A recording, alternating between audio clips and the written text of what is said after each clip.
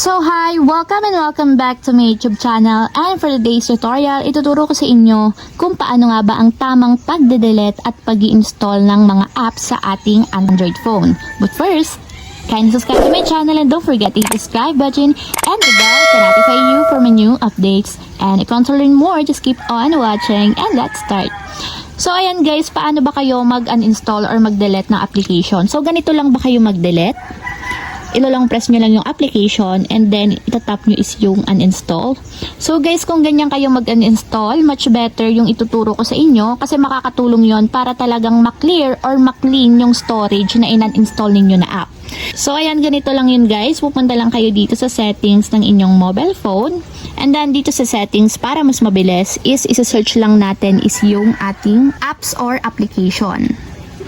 And then tap natin yung default apps or app management. So depende sa inyo kung saan makikita yung mga application ninyo. So dapat lahat ng application is nandun. So ayan, nandito yung sa akin sa app management. And then itatap ko is yung app list. And then dito na lahat lalabas yung mga application na naka-install sa aking mobile device. So hanapin nyo lang dito yung gusto nyong i-uninstall. So for example, ang i-uninstall ko is yung WPS Office. So tap nyo lang yung gusto nyong i-uninstall na app. And then dito kapag na-open nyo na, itap nyo muna dito yung storage and cache or cache. So tap nyo lang. And then pagka-open, automatic mapupunta kayo sa pinakang storage. So hanapin nyo lang dito yung clear cache. So tap nyo muna yung clear cache and automatic makiklear yan.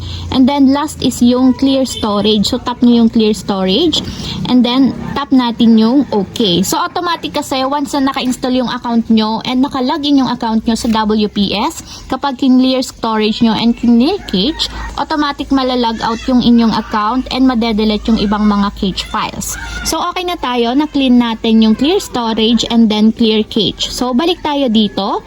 And then, ang last step natin is yung pag-uninstall ng applications. So, lastly, hanapin nyo yung uninstall dun sa inyong mobile device. So, nandito yung sa akin sa baba. Itatap ko lang yung uninstall. And then, do you want to uninstall this app? So, ang gagawin ko lang is tatap natin yung okay.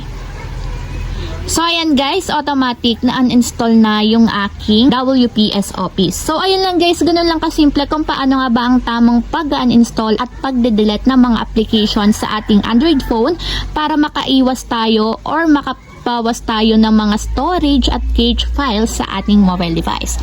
So, ayun lang, ganun lang kasimple. Sana nakatulong sa inyo. If you have a question, kindly comment down below and don't forget to hit the subscribe button and the bell to notify you for my new updates. And thank you for watching! Living life, every day, late at night, not okay.